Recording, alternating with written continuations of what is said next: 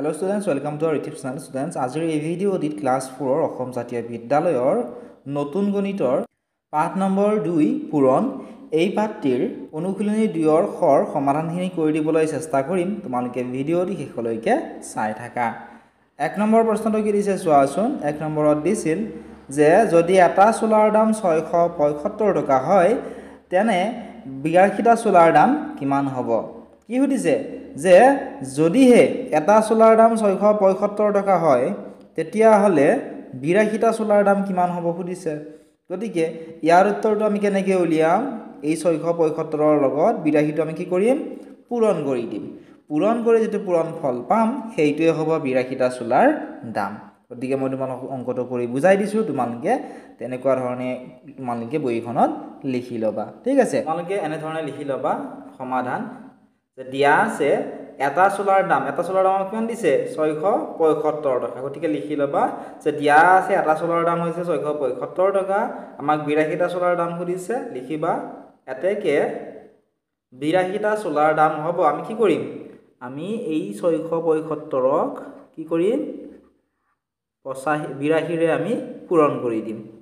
675 পূৰণ 82। ঠিক আছে, দেখোৱা 5 পূৰণ 2 5 দুগুণ 10 10ৰ 0 হাতে কিমান গ'ল? হাতে গ'ল 1।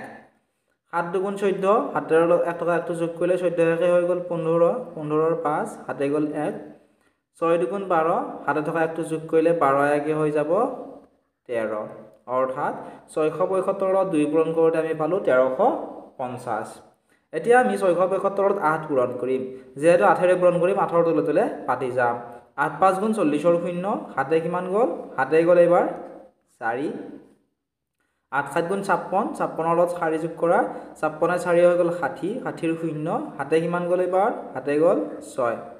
8 6 গুণ 48 48ৰ লগত 6 যোগ কৰিলে কিমান হ'ব? 48ৰ লগত 6 যোগ কৰিলে হ'ব 54। ঠিক আছে, এতিয়া এইখিনি চোৱা ইয়াতে 0 হ'ল, 5ৰ লগত 0 যোগ কৰিলে হ'ব 5, 3ৰ লগত 0 যোগ কৰিলে হ'ব 3, 4 একে হ'ব 5, ইয়াতেও হ'ব 5। অৰ্থাৎ আমি কিমান পালো? 55350। অৰ্থাৎ 82টা চোলাৰ দাম হ'ব কিমান টকা? 55350 টকা। এইটোৱে হৈছে এই প্ৰশ্নটোৰ উত্তৰ। আশা কৰিছো তোমালোকে ধুনীয়াকে বুজি পালা। এনেকুৱা ধৰণে তোমালোকে আনসাৰসমূহ উলিয়াব লাগিব।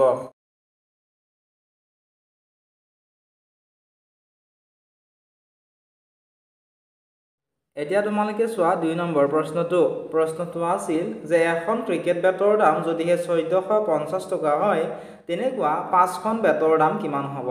এইটোতো আমি কি কৰিম? এই 1450ৰ লগত এই যেটো 5 আছে এই দুইটা আমি কি কৰিম? দুইটা আমি পূৰণ কৰি দিম। পূৰণ কৰি যেটো পূৰণ ফল পাম সেইটোৱে হ'ব 5খন বেটৰ দাম। ঠিক আছে, তোমালোকে ইয়াৰ উত্তৰটো এনে ধৰণে লিখিবা। 2 নম্বৰৰ সমাধান দিয়া আছে আমাক কি দিছে যে এখন ক্ৰিকেট বেটৰ দাম 1450 টকা। গতিকে ইয়াতে লিখি ললো। আমাক সুধিছিল তেনেকুৱা 5খন বেটৰ দাম কিমান হ'ব? গতিকে লিখিছো এতেকে 5খন ক্ৰিকেট বেটৰ দাম হ'ব 1450 পূৰণ 5। 1450ক 5ৰে পূৰণ কৰাচোন। তোমালোকে সাইডতো পূৰণটো কৰি চাব পাৰিবা। ঠিক আছে, তোমালোকে ইয়াত পূৰণটো কৰি চোৱা। 1450 পূৰণ 5। 5ৰ লগত 0 পূৰণ কৰিলে 0 হ'ব। 5 5 গুণ 25ৰ 5 হাতে গ'ল 2।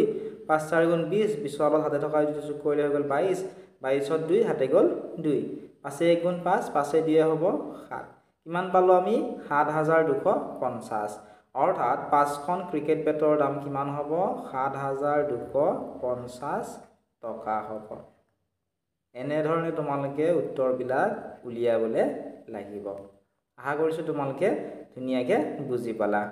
এতিয়া তোমালোকে চোৱা 3 নম্বৰটো। 3 নম্বৰত দিছিল যে গণিতৰ এখন কিতাপৰ দাম 75 টকা। 45খন কিতাপৰ মুঠ দাম কিমান হ'ব? অৰ্থাৎ এখন কিতাপৰ দাম যদি 75 টকা হয় 45খন কিতাপৰ দামটো আমাক উলিয়াবলৈ কৈছে। গতিকে আমি কি কৰিম? এই 75ৰ লগত এই 45টো কি কৰিম? আমি পূৰণ কৰি দিম। পূৰণ কৰি যেটো পূৰণ ফল পাম সেয়াই হ'ব 45খন কিতাপৰ মুঠ দাম। ঠিক আছে, তোমালোকে চাই যোৱা।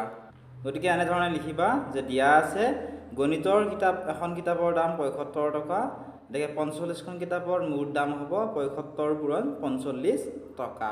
আমি কি কৰিম ৭৫ক ৪৫ৰে আমি পূৰণ কৰি দিম ঠিক আছে তোমালোকে চাই থাকা এতিয়া চোৱা ৫ ৫ গুণ ২৫ৰ ৫ হাতে গ'ল ২ ৭ ৫ গুণ ৩৫ ৩৫ৰ লগত ২ যোগ কৰিলে ৩৫ এ ২ হ'ব ৩৭ ৫ ৪ গুণ ২০ ২০ৰ ০ হাতে গ'ল ২ ৭ ৪ গুণ ২৮ ২৮ এ ২ হৈছে ৩০ ঠিক আছে ইয়াতে চোৱা ইয়াতে কি হ'ব ৫ ইয়াতে ৭ ইয়াতে ৩ ইয়াতে ৩ কিমান হ'ল চোৱা ৩৩৭৫ এতেকে ৪৫খন এখন কিতাপৰ দাম যদি ৭৫ টকা হয় লিখিবা এতেকে ৪৫খন কিতাপৰ দাম হ'ব ৭৫ পূৰণ ৪৫ টকা এই দুটা পূৰণ কৰিলে কিমান পাম ৩৩৭৫ কি হ'ব টকা ঠিক আছে এইটোৱে হ'ব ইয়াৰে উত্তৰ এনেধৰণে তোমালোকে উত্তৰসমূহ উলিয়াবলৈ লাগিব এতিয়া তোমালোকে চোৱা ৪ নম্বৰ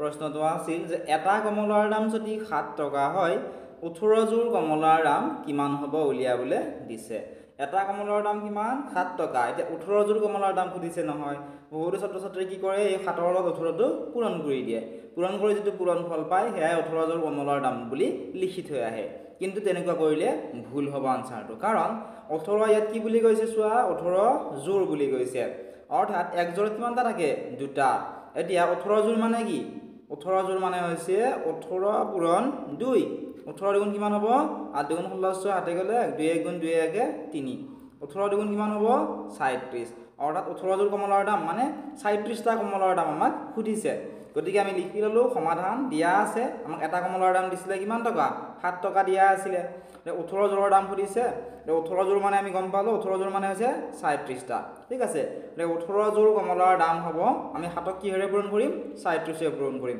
কাৰণ ১৮ যোৰ মানে হৈছে এক যোৰত দুটাকে ১৮ যোৰত হ'ব ৩৭টা গতিকে ৭ পূৰণ ৩৭ কি হ'ব টকা হ'ব ইয়াৰ টকাৰ তলে তলে টকা লিখিছো ঠিক আছে ৭ৰ লগত তোমালোকে 36 পূৰণ কৰা ৩৬ পূৰণ কৰা চোৱা ৭ আৰু কিমানৰে পূৰণ কৰিব দিছে ৩৭ৰে ঠিক আছে এতিয়া পূৰণটো কৰি চাও চোৱা তোমালোকে ৭ 6 গুণ কিমান ৭ 6 গুণ ৪২ত 2 হাতে গ'ল ৪ 7 3 গুণ 21 21 4 হৈ গ'ল 25 হয়নে 7 6 গুণ ৪২ত 2 হাতে গ'ল 4 7 3 গুণ 21 21 4 হৈছে 25 অৰ্থাৎ ১৮ যোৰ কমলাৰ দাম আমি কিমান পালো ১৮ যোৰ কমলাৰ দাম আমি পালো ২৫২ টকা ঠিক আছে নেক্সট তোমালোকে চোৱা ৫ নম্বৰত দিছিল যে এটা তামোলৰ দাম যদি ৪ টকা হয় ১৫ গণ্ডা তামোলৰ দাম কিমান হ'ব এটা তামোলৰ দাম কিমান ৪ টকা ১৫ গণ্ডা তামোলৰ দাম কিমান হ'ব উলিয়াবলৈ দিছে আৰু আমাক উল্লেখ কৰিছে যে এক গণ্ডাত কিমানটা থাকে ৪টা গতিকে প্ৰথমতে আমি উলিয়াই লওঁ যে ১৫ গণ্ডাত কিমানটা হ'ব এক গণ্ডাত যদি ৪টা থাকে ১৫ গণ্ডাত কিমানটা থাকিব আমি কেনেকৈ উলিয়াম আমি ১৫ কি কৰিম ৪ৰে পূৰণ কৰি দিম হয়নে ৫ ৪ গুণ ২০ৰ ০ হাতে গ'ল ২ ৪ ১ গুণ ৪ ৪ ২ ৬ অৰ্থাৎ আমাক কি সুধিছে ১৫ ঘণ্টা মানে আমাক ৬০টা তামোলৰ দাম সুধিছে গতিকে প্ৰশ্নটো এনেকুৱা ধৰণৰ হৈ গ'ল যে এটা তামোলৰ দাম যদি ৪ টকা হয় ৬০টা তামোলৰ দাম কিমান হ'ব আমি কেনেকৈ উলিয়াম আমি এই ৬০টোক ৪ৰে পূৰণ কৰি দিম পূৰণ কৰি যেটো পূৰণ ফল পাম সেয়াই হ'ব ১৫ ঘণ্টা তামোলৰ দাম ঠিক আছে গতিকে তোমালোকে চাই থাকা গতিকে এনেধৰণে লিখি ল'বা যে সমাধান দিয়া আছে এটা তামোলৰ দাম ৪ টকা এতেকে ১৫ ঘণ্টা তামোলৰ দাম হ'ব ৪ পূৰণ ৬০ টকা ৬০ক আমি ৪ৰে পূৰণ কৰি দিম ঠিক আছে ৬০ পূৰণ ৪ ৪ শূন্য গুণ হ'ব ০ ৬ ৪ গুণ হ'ব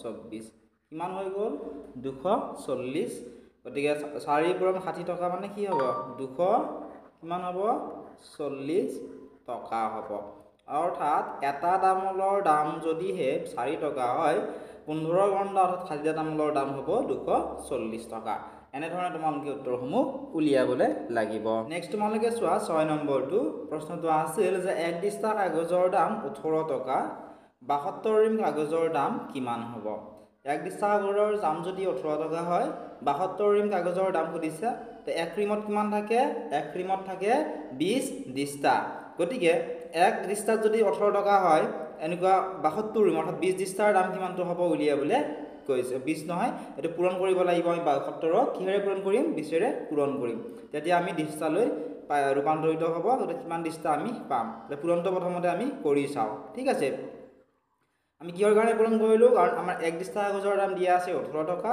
72 ৰিম কাগজৰ দাম সুধিছে, গতিকে এক ৰিমত যিহেতু 20 দিস্তাকৈ থাকে 72 আমি 20ৰে পূৰণ কৰিলে টোটেল কিমান দিস্তা আছে সেইটো আমি পাই যাম।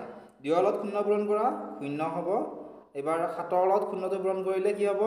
7 ৰ লগত 0 পূৰণ কৰিলেও 0 হ'ব। এবাৰ 72 ক 2ৰে পূৰণ কৰা 2 দুগুণ কিমান হ'ব? 2 দুগুণ 4 আৰু 7 দুগুণ হ'ব কিমান? 14।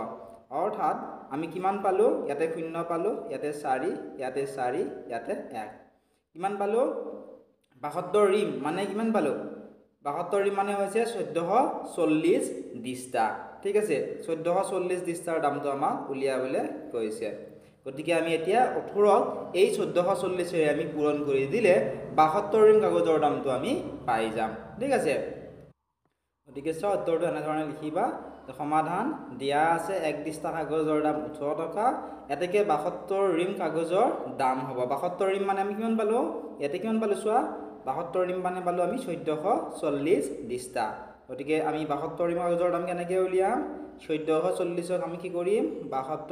18ৰে আমি পূৰণ কৰি দিম। ঠিক আছে, কাৰণ 1440 দিস্তা আছিল, 18 টকা আছিল 1 দিস্তা কাগজৰ দাম। এটা পূৰণ কৰিলে আমি মুঠ পইচাটো আমি পাম।